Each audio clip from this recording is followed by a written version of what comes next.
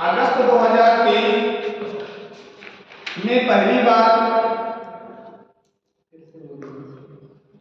बाल जलवायु जोखिम सूचकांक की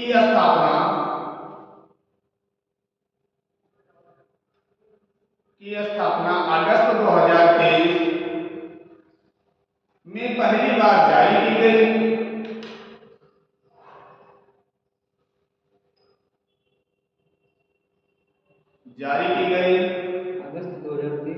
अगस्त 2021 सॉरी 2021 में पहली बार जारी की गई। बाल जलवायु जोखिम सूचकांक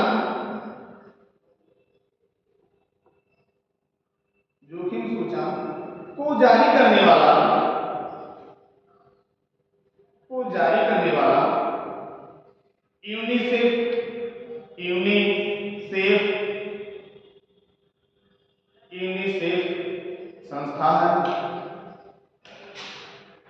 यूनिसेफ संस्था है।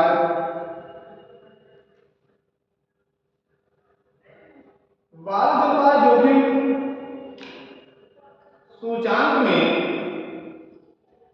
जलवायु जोखिम सूचकांक में कुल देशों की संख्या 163 है।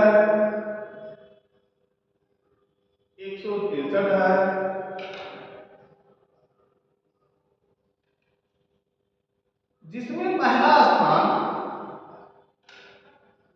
163 है,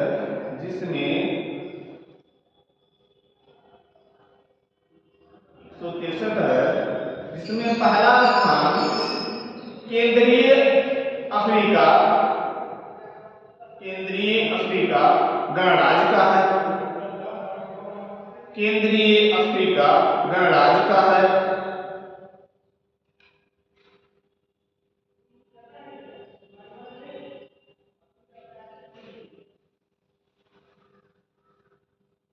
तथा बाल जलवायु जोखिम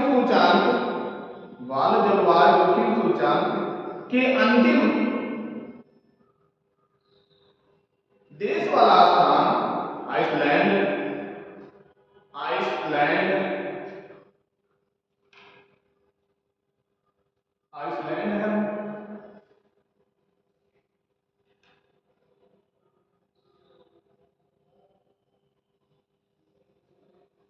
बाल जलवायु जोखिम सूचकांक में भारत का स्थान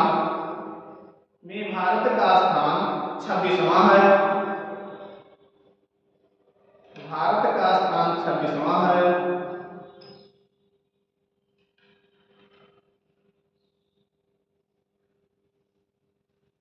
बाल जलवायु जोखिम सूचकांक के प्रमुख बिंदु क्या है? तो प्रमुख बिंदु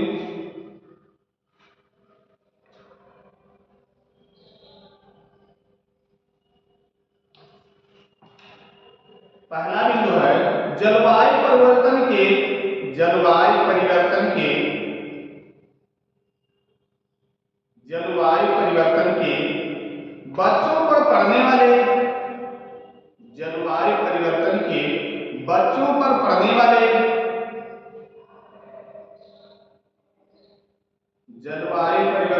बच्चों पर पड़ने वाले प्रभावों के संदर्भ में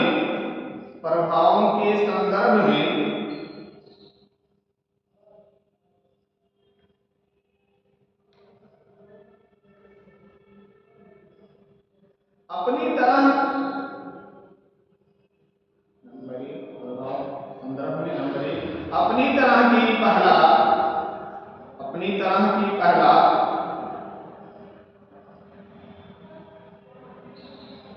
विश्लेषणात्मक सूचकांक है।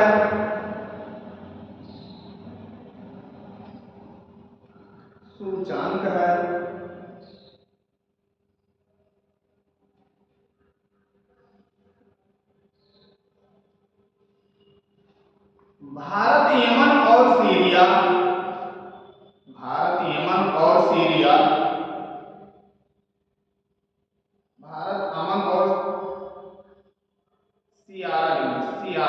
अमन और सियारा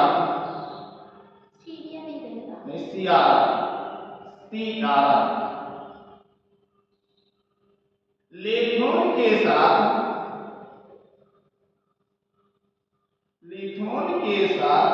26वें स्थान पे है। 26वें स्थान पे है।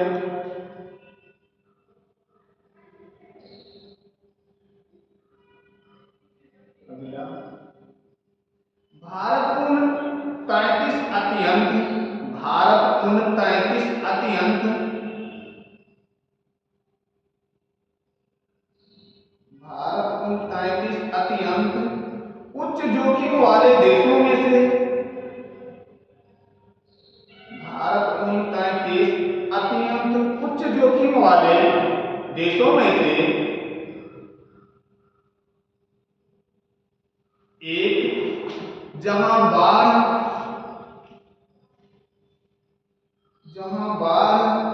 और वायु प्रदूषण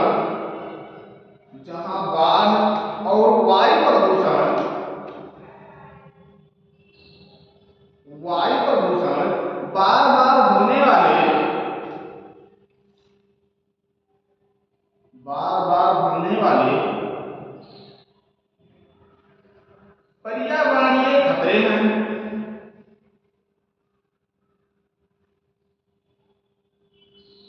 पर्यावरणीय खतरे हैं। अगला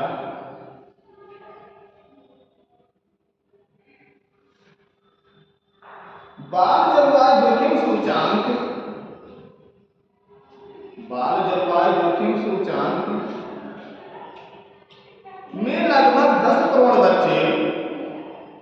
बाल जलवायु जोखिम सूचांक में लगभग 10 करोड़ बच्चे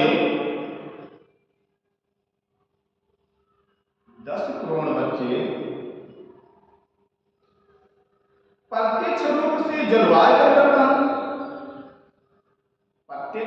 से जलवायु परिवर्तन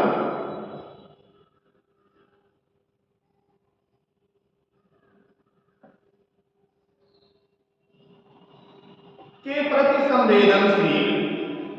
जलवायु परिवर्तन के प्रति संवेदनशील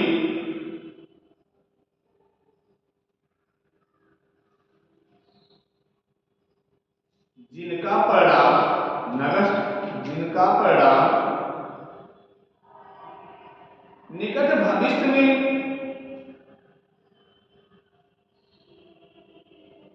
निकट भविष्य में अकुशल मानव संसाधन के रूप में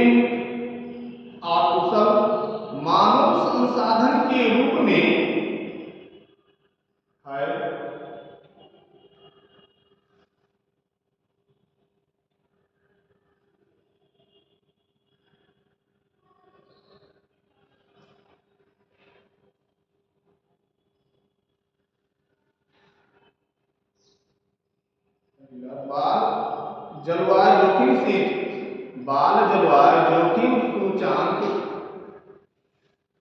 बाल जलवायु जोखिम सूचांक में विभिन्न देशों द्वारा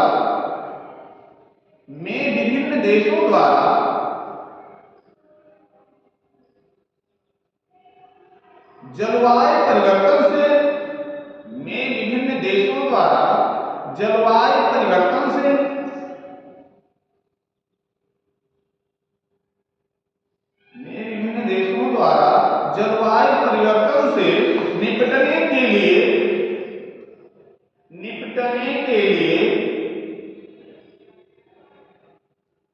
मानवीय दृष्टिकोण की अपेक्षा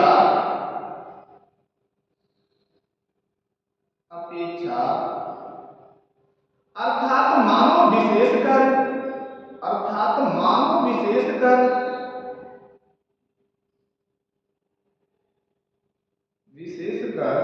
बच्चों पर पड़ने वाले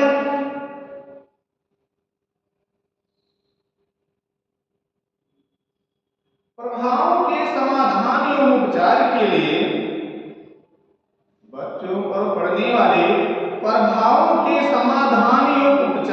लिए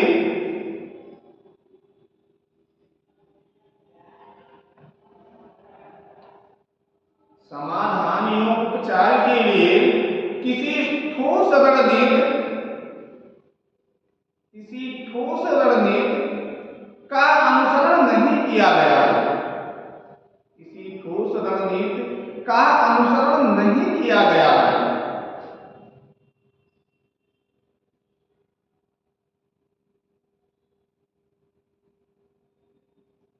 अगला, वैश्विक स्वास्थ्य सुरक्षा सूचांक। इसको सर थोड़ा सा समझाइए।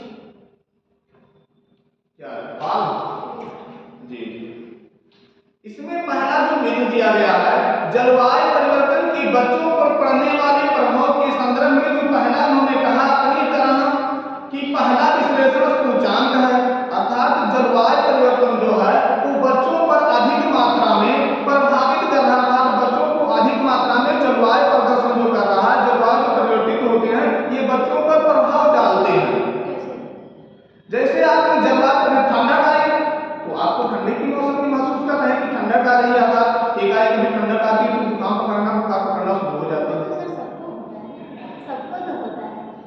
तो अक्सर ज्यादातर पहला प्रकोप जो चालू करता है वो बच्चों पर ही शुरू होते हैं। जैसे अभी देख लीजिए गर्मी स्टार्ट हो रही है, लेकिन आपको जो गर्मी है ठंडक हल्की महसूस होती है, लेकिन बच्चों को जो है इस समय वर्तमान में बच्चों की बीमारी बहुत जबरदस्त चल रही है। मौसम परिवर्तन हो रहे हैं, बच्चों के ज्यादा चल रहे हैं, लेकिन जो ऐसा नोयों को उसको इतना पड़ नहीं रहा है।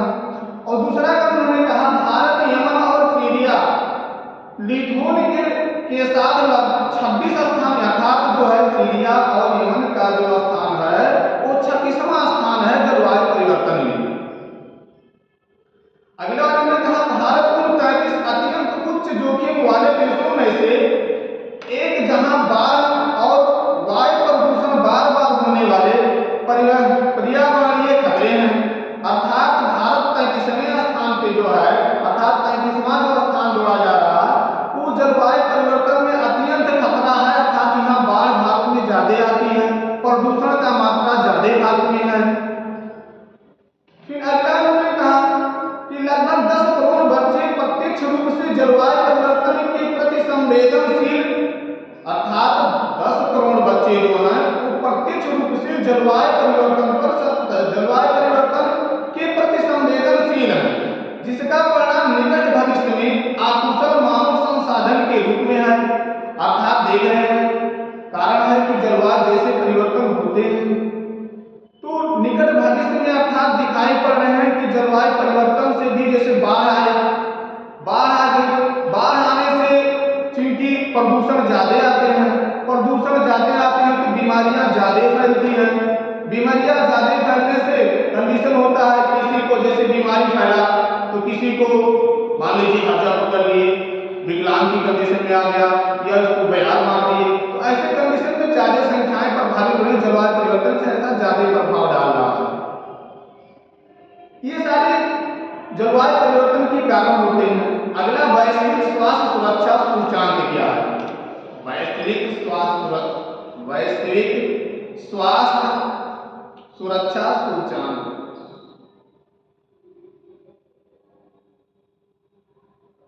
वैश्विक स्वास्थ्य सुरक्षा सूचांक, वैश्विक स्वास्थ्य सुरक्षा सूचांक की स्थापना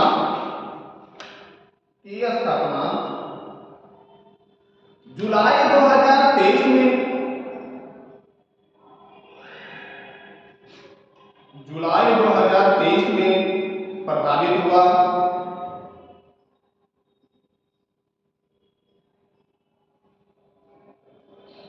वैश्विक स्वास्थ्य सुरक्षा सूचांक जारी करने वाला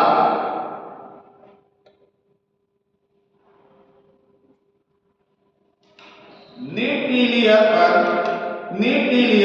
भेंट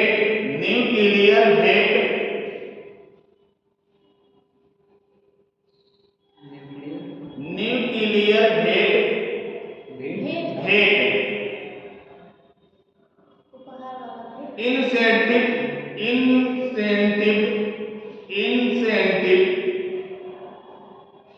तथा जांच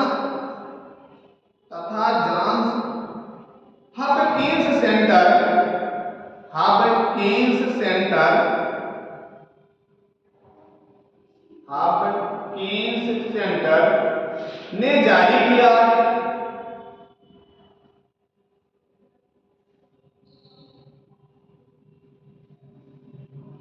वैश्विक स्वास्थ्य सुरक्षा सूचकांक में कुल देशों की संख्या 195 है। कुल देशों की संख्या 195 है।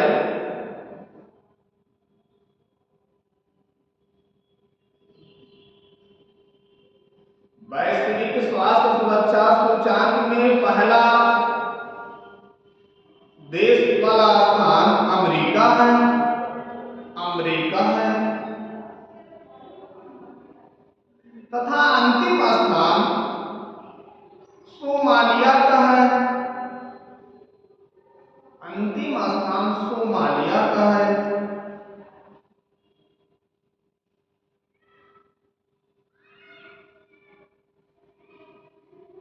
वैश्विक स्वास्थ्य सुरक्षा सूचकांक 2023 के अनुसार भारत का स्थान 66वां है। भारत का स्थान 66वां है, जबकि 2022 के अनुसार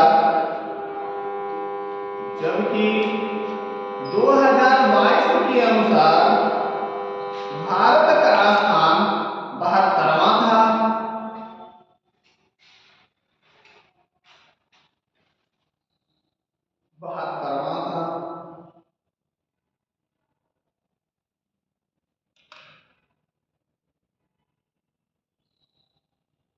अगला सूचकांक विश्व प्रतिस्पर्धात्मक सूचकांक। विश्व प्रतिस्पर्धात्मक सूचकांक।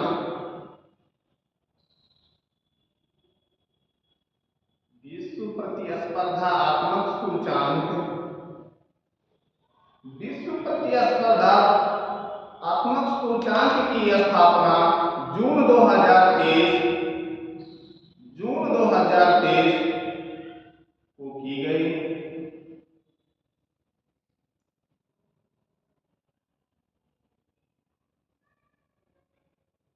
विश्व प्रतिस्पर्धात्मकता सूचकांक के जारीकर्ता प्रबंधन विकास। सर जून 2020 में आंकड़ा जारी किया गया था ना, जून 2023 इसकी स्थापना की गई थी, आंकड़ा जारी किया गया था। आंकड़ा 2023 का आंकड़ा जारी किया गया। 23 में जो उन्होंने आंकड़ा जारी किया था, स्थापित किया है। जारी करने वाला संस्था प्रबंधन विकास संस्थान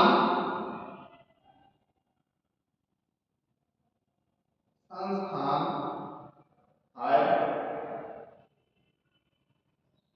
तथा इसमें कुल देशों की संख्या 64 है। कुल देशों की संख्या 64 है।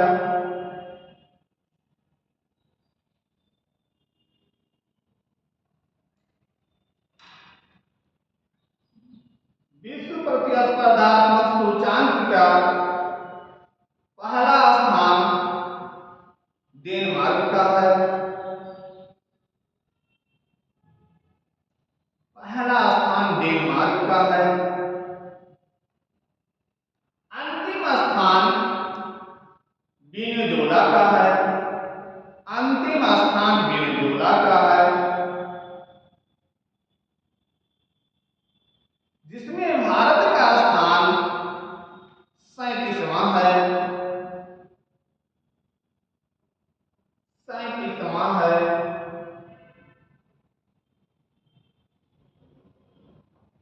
विश्व प्रतिस्पर्धात्मक सूचकांक के 2022 के आंकड़ों के अनुसार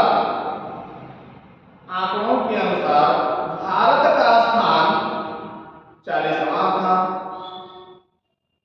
40वां था।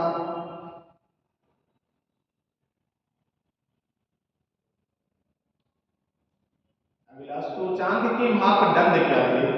तो सूचकांक के मापदंड पहला 4 कारकों के आधार पर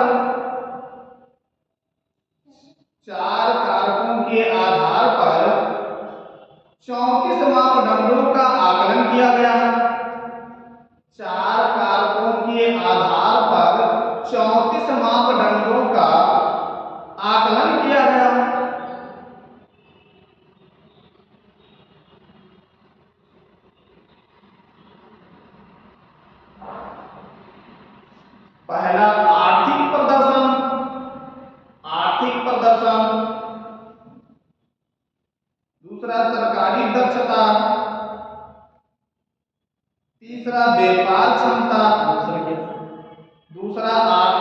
प्रदर्शन।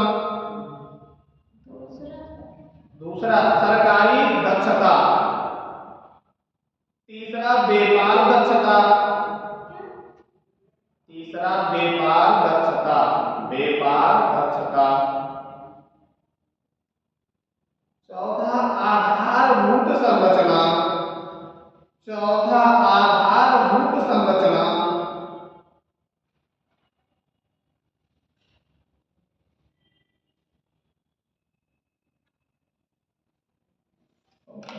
विश्व प्रतिस्पर्धा सूचांक में भारत के लिए सकारात्मक प्रभाव क्या था? तो भारत के लिए सकारात्मक प्रभाव में पहला था कुशल कार्यबल। कुशल कार्यबल भारत के लिए सकारात्मक जो स्थान थे, पहला था कुशल कार्यबल था।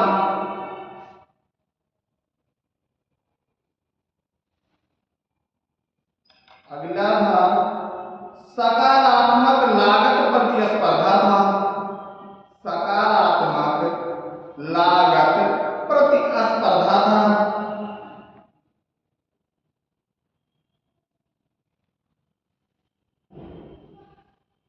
अगला अर्थव्यवस्था की गतिशीलता। अर्थव्यवस्था की गतिशीलता था।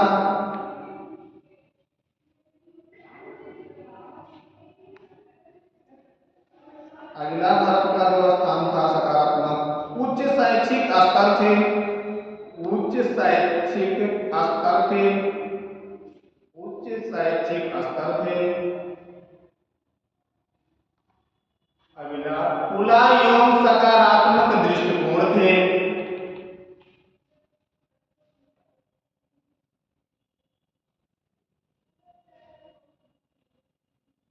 अगला विश्व प्रतिस्पर्धात्मकता सूचांक में भारत के समक्ष चेतावनियां क्या थी? तो भारत के समक्ष चेतावनियां नंबर 1 व्यापार व्यवधानों और व्यापार व्यवधानों और व्यापार व्यवधानों और ऊर्जा सुरक्षा का प्रबंधन। ऊर्जा सुरक्षा का प्रबंधन। अगला नंबर महामारी के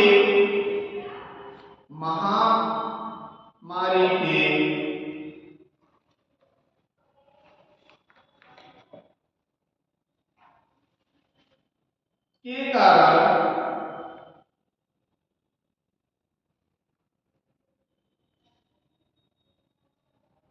व्यापार में प्रभाव पड़ना।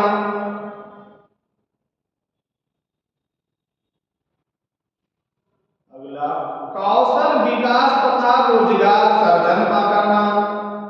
कौशल विकास तथा रोजगार सर्जन करना।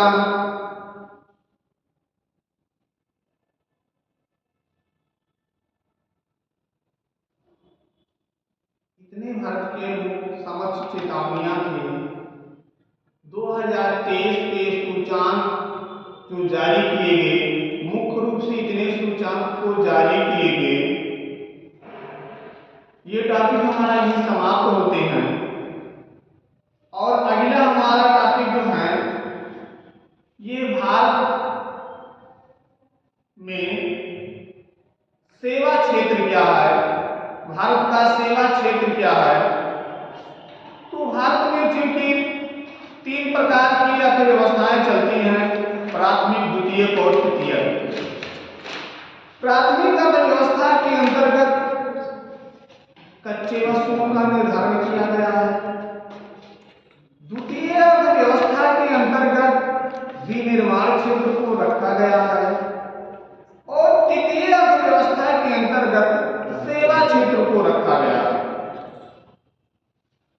सेवा क्षेत्र में चूंकि सेवा क्षेत्र में ये देखा जाता है कि किस प्रकार देश की विकास कितने ऊंचे स्तर पर पहुंच रही है, ये निर्धारित करता है सेवा क्षेत्र के अंतर्गत। अर्थात विनिर्माण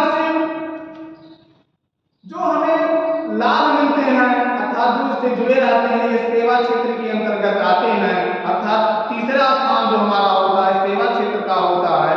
तो सेवा क्षेत्र में कैसे क्या होता है, उसकी परिभाषा क्या होते हैं, तो उसके बारे में भी थोड़ा जान लेंगे।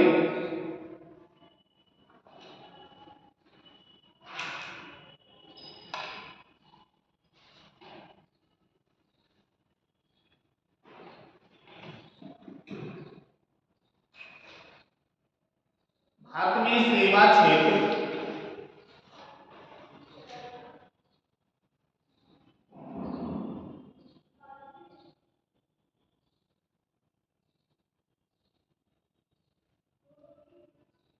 भारत में सेवा क्षेत्र को भारत में सेवा क्षेत्र को तृतीय अर्थव्यवस्था के रूप में रखा जाता है। भारत में सेवा क्षेत्र को तृतीय अर्थव्यवस्था के रूप में रखा जाता है।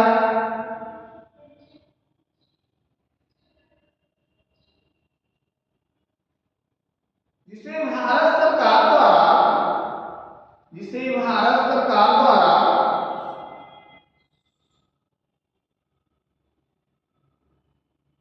जिसे भारत सरकार द्वारा समवर्ती सूची के अंतर्गत जिसे भारत सरकार द्वारा सेवा क्षेत्र को जिसे भारत सरकार द्वारा सेवा क्षेत्र को समवर्ती सूची में रखा गया है।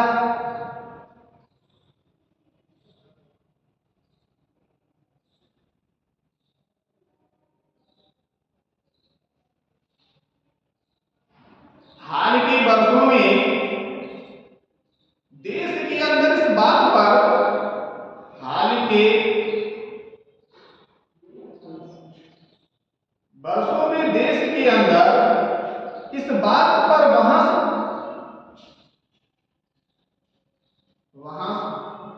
होती रहती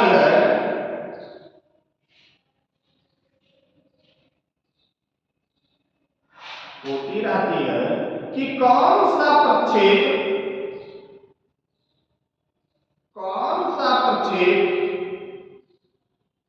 वृद्धि प्रक्रिया का नेतृत्व कर सकता है। कौन सा प्रक्षेप वृद्धि प्रक्रिया का नेतृत्व कर सकता है।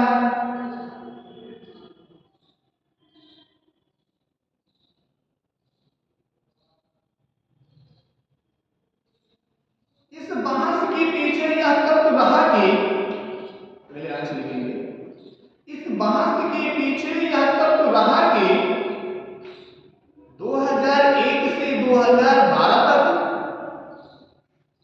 2001 से 2012 तक के दशक में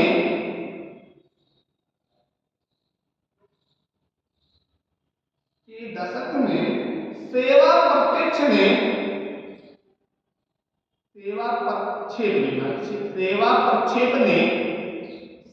प्रक्षेप ने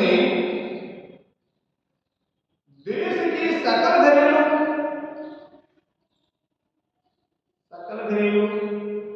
घरेलू जीडीपी कहते हैं। सकल घरेलू अर्थात जीडीपी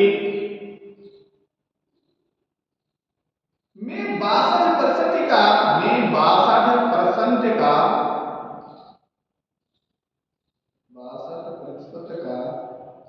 योगदान दिया था।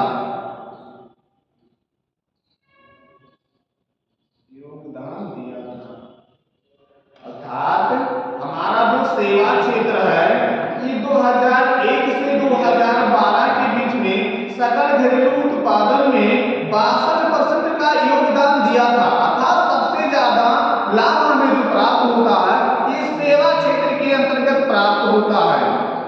सेवा क्षेत्र में रखा किसे जाता है, तो सेवा क्षेत्र में रखने का तात्पर्य है सेवा क्षेत्र में वही लोग रहते हैं जो अधिक पूंजीपति लोग अर्थात अधिक कार्य करने वाले। जैसे सेवा क्षेत्र के अंतर्गत अध्यापक को रख लिया जाए, डॉक्टर को रख लिया जाए, बिजनेसमैन को रख लिया जाए, ये सब सेवा क्षेत्र के अंतर्गत आते हैं। अगला इसमें लिखेंगे। अब इस बहस का आर्थिक सर्वेक्षण 2004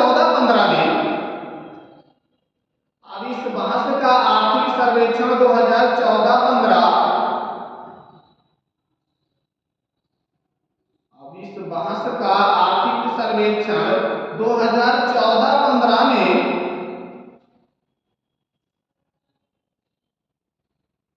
एक तरह से हल प्रदान किया गया है। 2014-15 में एक तरह से हल प्रदान किया गया है, जिसमें कहा गया है कि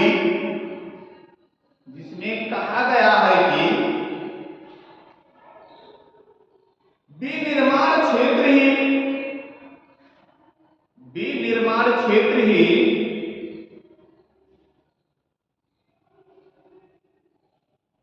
वृद्धि का नेतृत्व कर सकते हैं। विनिर्माण क्षेत्र ही वृद्धि का नेतृत्व कर सकते हैं।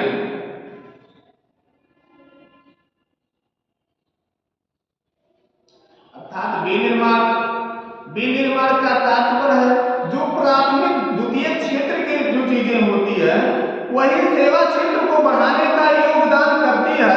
प्राथमिक क्षेत्र द्वितीयक क्षेत्र को बढ़ाने का कार्य करता है और द्वितीयक क्षेत्र तृतीयक क्षेत्र को बढ़ाने का कार्य करता है। अर्थात विनिर्माण क्षेत्र अर्थात द्वितीयक क्षेत्र तृतीयक क्षेत्र को बढ़ाने का विशेष योगदान देता है। सेवा क्षेत्र ही सबसे अर्थव्यवस्था को सुधारने का सबसे अच्छा जरिया होता है। अगला, सर्वेक्षण में सेवा क्षेत्र को निर्माण क्षेत्र से सर्वेक्षण में सेवा क्षेत्र को निर्माण क्षेत्र से सेवा क्षेत्र को निर्माण क्षेत्र में से सेवा क्षेत्र को निर्माण क्षेत्र से जोड़ने की बात कही गई है।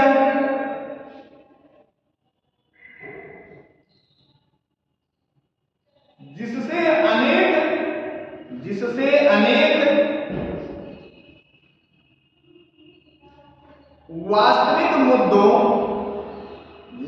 अनेक वास्तविक मुद्दों का समाधान हो सकता है। जिससे अनेक वास्तविक मुद्दों का समाधान हो सकता है।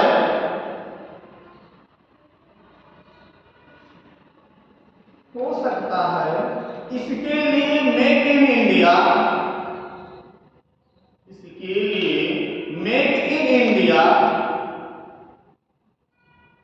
के रूप में सरकार की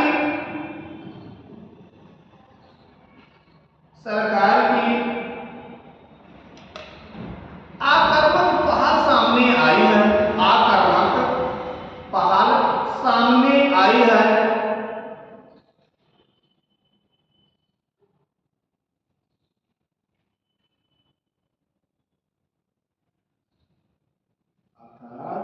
सरकार जो है वो द्वितीय क्षेत्र के माध्यम से तृतीय क्षेत्र में सेवा क्षेत्र में ले जाने के लिए द्वितीय क्षेत्र में मेक इन इंडिया का प्रयोग किया ताकि सेवा क्षेत्र को अधिक और बढ़ाया जा सके।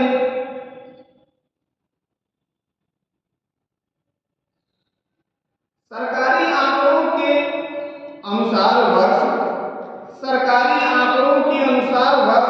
2019-20 में सरकारी आंकड़ों के अनुसार वर्ष 2019-20 में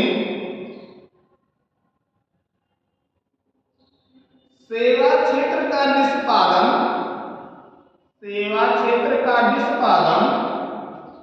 निम्न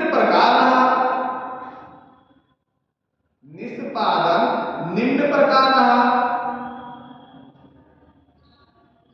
इसमें नंबर 1, वृद्धि दर में गिरावट आई। पहले नंबर में वृद्धि दर में गिरावट आई।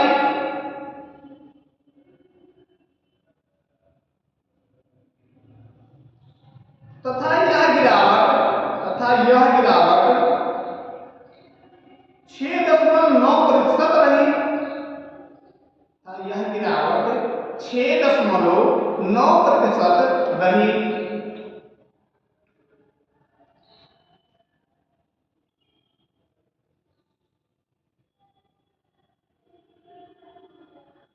सेवा क्षेत्र का अब भी देश की आय एवं वृद्धि में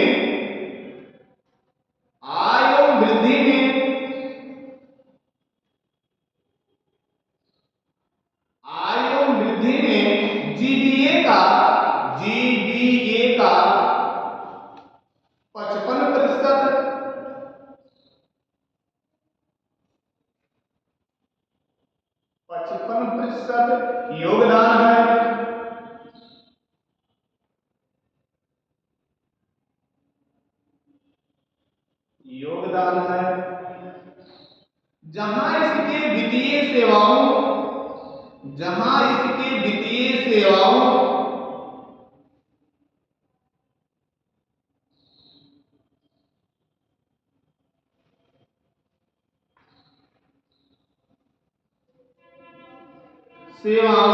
का 6.4%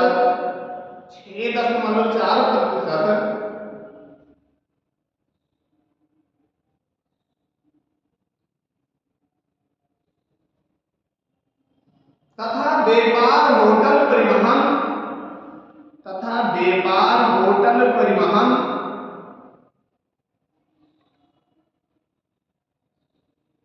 संचार आदि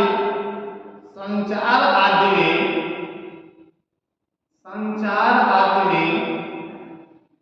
5.9%,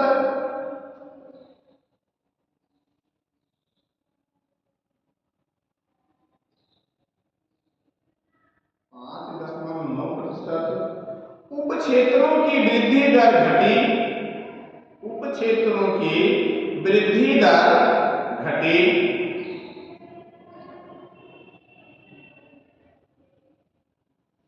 वहीं लोक प्रशासन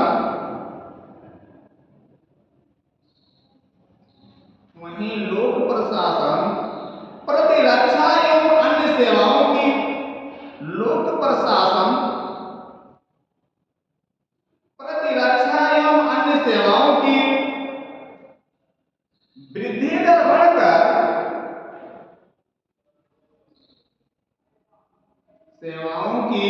वृद्धि दर बढ़कर 9.1% हुई। 9.1% हुई।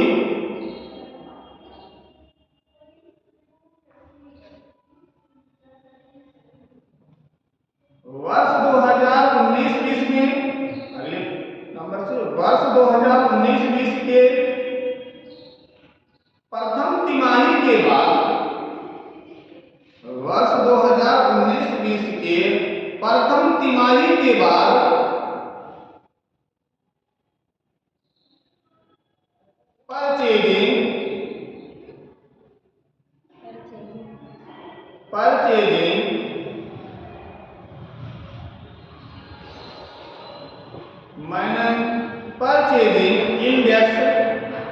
परचेजिंग इंडेक्स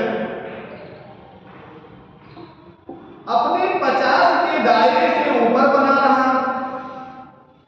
परचेजिंग इंडेक्स अपने 50 के दायरे से ऊपर बना रहा है।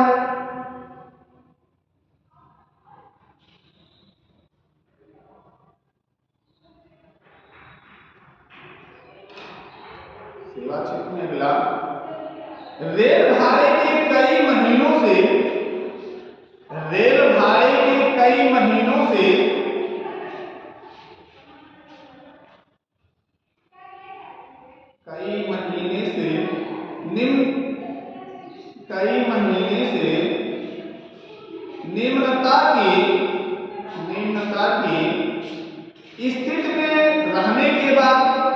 निम्नता की स्थिति में रहने के बाद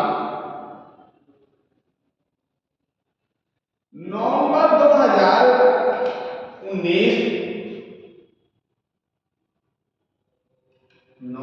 2019 के बाद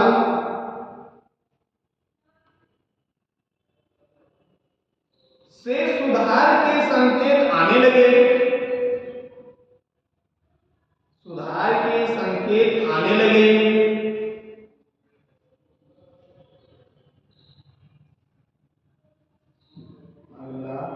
सेवा क्षेत्र को किए जाने वाले बैंक ऋण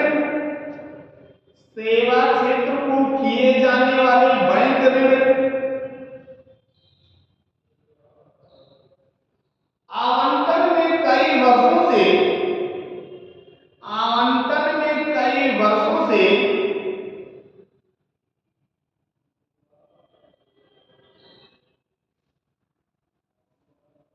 वर्षों से गिरावट जाती है।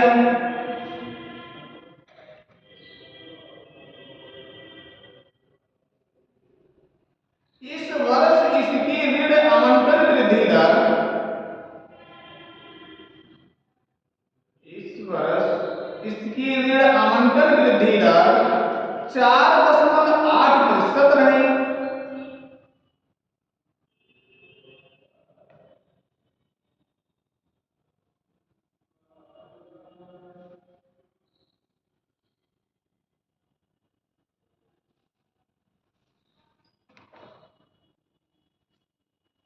अगला, देश के 33 राज्यों एवं संघ शासित प्रदेशों में से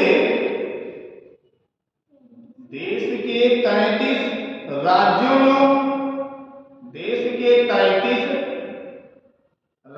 एवं संघ शासित प्रदेशों में से 15 के मामले में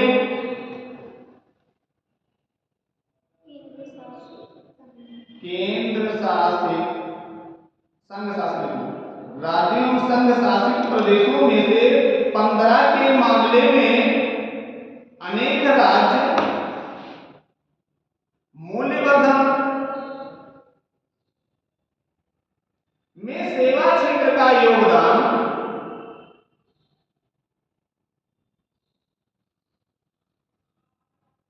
वर्तमान में 50% से अधिक है।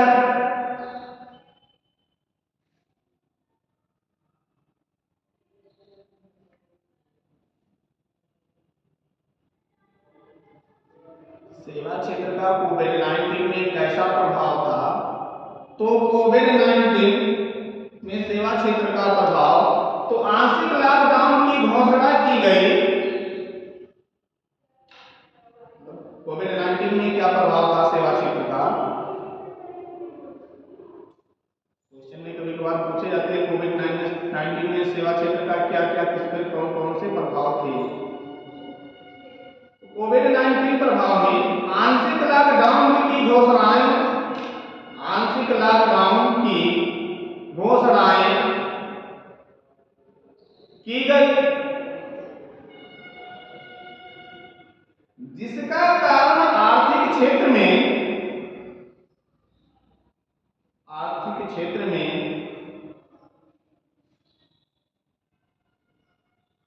भाग अपने सर्वाधिक निम्न स्तर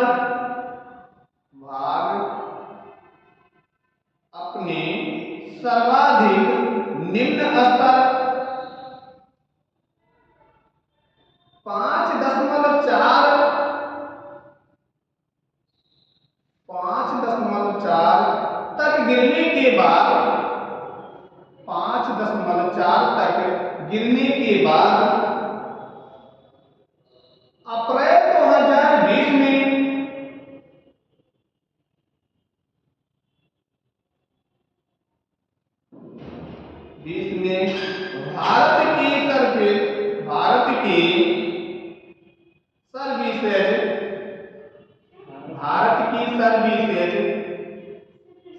भारत की सर्विसेज मतलब रिपेयरिंग कार्य जो भारत के थे,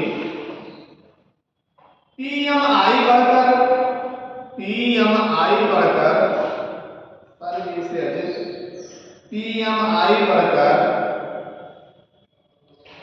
भारत की सर्विसेज पीएमआई बढ़कर मई 2020 में 12.6% पर पहुंचा। 12.6% पर पहुंचा।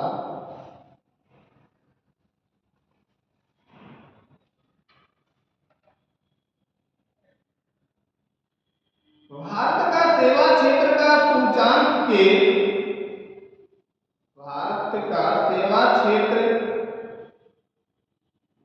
सूचांक के 50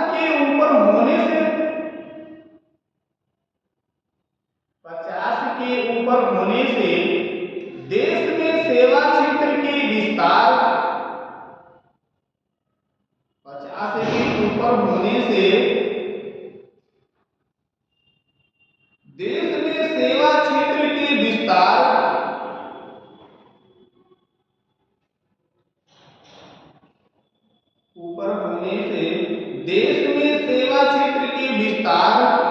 एवं इनके नीचे के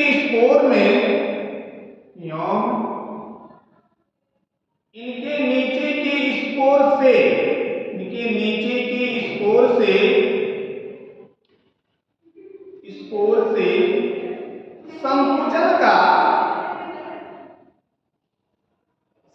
संकेत मिलता है।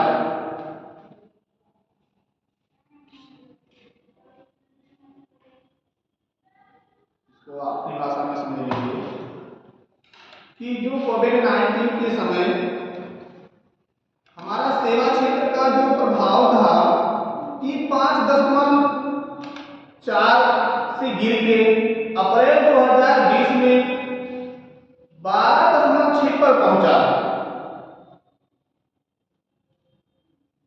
जो सेवा क्षेत्र का स्कोर जो था कोविड-19 लगे 2019 में लगे थे, 20 में थोड़ा कम प्रभाव हुआ, 21 में लॉकडाउन जाके खत्म हुई।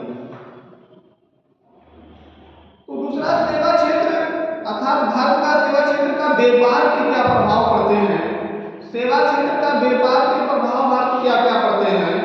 तो पहला प्रभाव होते हैं भारतीय रिजर्व बैंक के भुगतान संतुलन संबंधी आंकड़ों के आधार पर।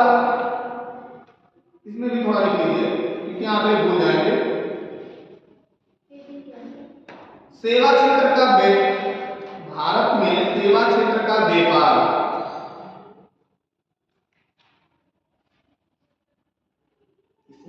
ऊपर क्या लिखा है 33 राज्य 15 केंद्र शासित प्रदेश। ऊपर क्या लिखा है सर, देश के 33 राज्यों एवं संघ शासित प्रदेशों के में से 15 के मामले में राज्य मूल्यवर्धन की सेवा का योगदान। ये क्या है? दोबारा बोलिए सर, सेवा क्षेत्र का प्रभाव उसके ऊपर जो लिखा है प्रभाव में क्या, देश के 33 राज्य एवं संघ शासित प्रदेशों में से 15 के मामलों में अनेक राज्य मूल्यवर्धन के सेवा क्षेत्र का योगदान 50% से ज्यादा है। जी, सेवा क्षेत्र का जो 33 देशों में से 15% जो देश हैं, यानी 15% जो देश हैं उनका सेवा क्षेत्र में योगदान सबसे आगे है। 33 देशों में से 15 लोगों के 15 देश के सेवा क्षेत्र का योगदान सबसे आगे है। भारतीय रिजर्व बैंक की भुगतान संतुलन संबंधी आंकड़ों के आधार पर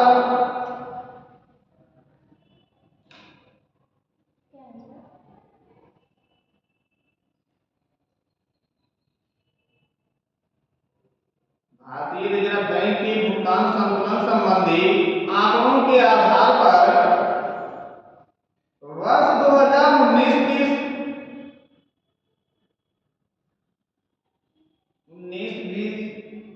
अप्रैल सितंबर में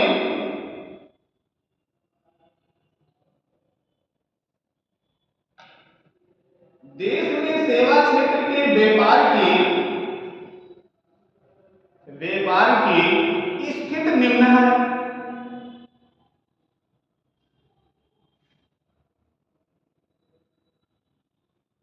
जिसमें नंबर 1 सेवा निर्यात वृद्धि दर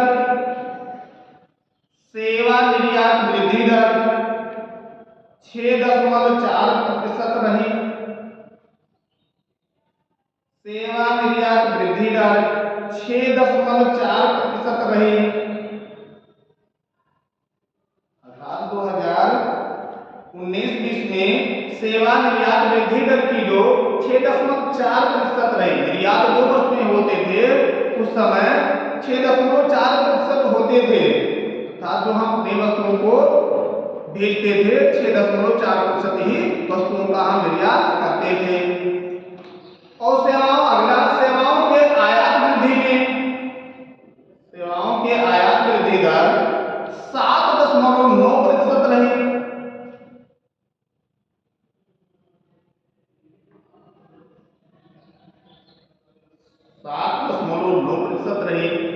अर्थात हम वस्तुओं को भेजते कम थे और लेते ज्यादा थे। 2019-20 में अगला आयातों में प्रोफेशनल प्रबंधन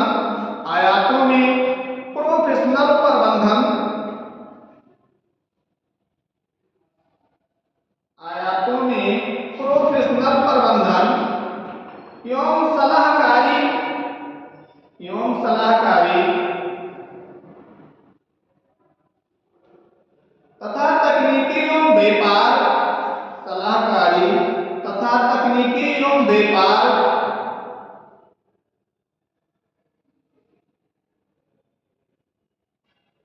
उच्च भूमिका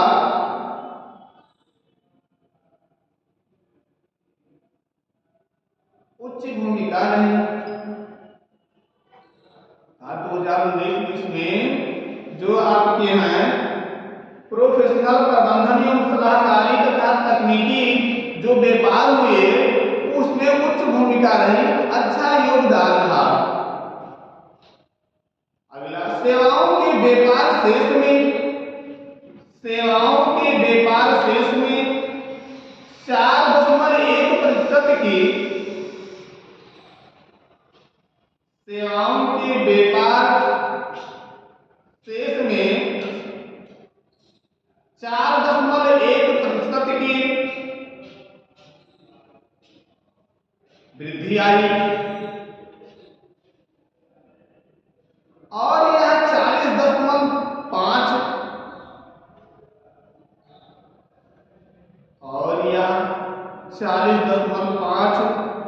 अरब अमेरिकी डॉलर रहा। एक डॉलर का भारत में कितने रुपए बनते हैं? 64 जी, घटता बढ़ता रहता है। एक घटते बढ़ते रहते हैं। जैसे यहाँ की मुद्रा की कीमत घटती बढ़ती है, ऐसे हर जगह की मुद्रा की कीमत घटती बढ़ती है।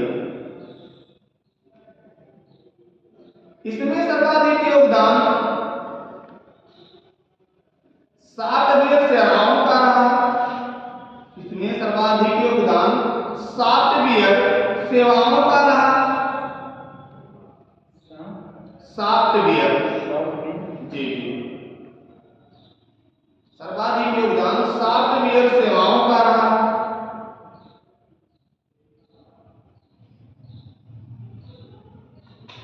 अगला, सेवा निर्यातकों की बनावट से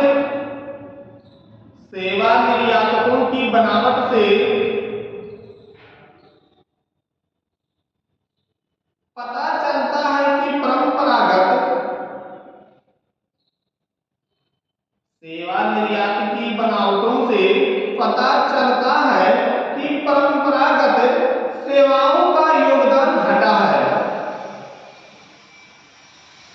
सेवाओं का योगदान घटा है।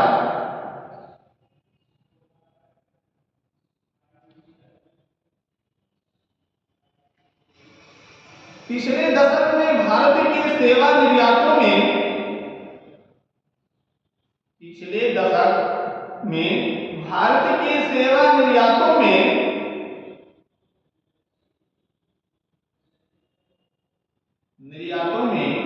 सॉफ्टवेयर सेवाओं की भागीदारी सॉफ्टवेयर सेवाएं ज्यादा चल रही है ना, और ये सबसे ज्यादा बेरोजगारी का कारण नहीं।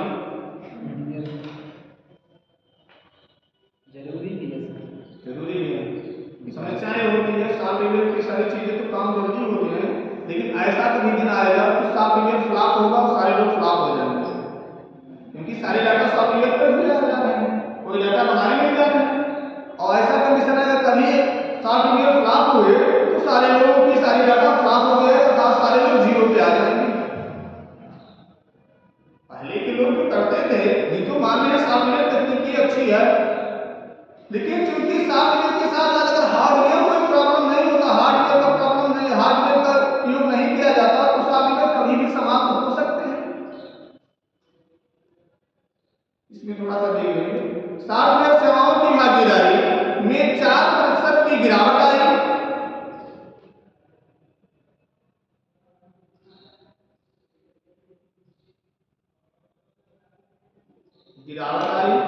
तथा यह वर्ष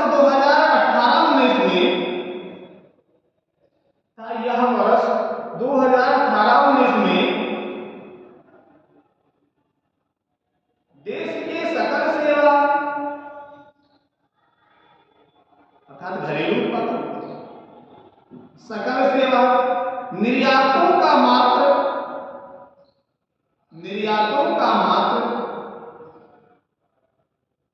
40% रह गया।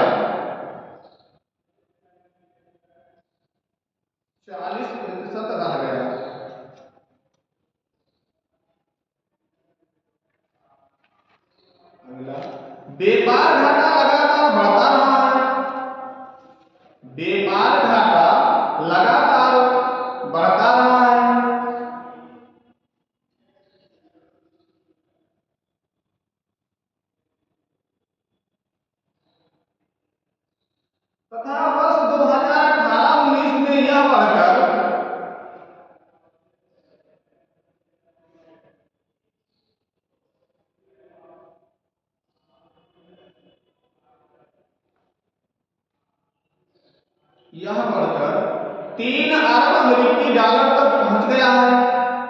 3 अरब अमेरिकी डॉलर तक पहुंच गया है।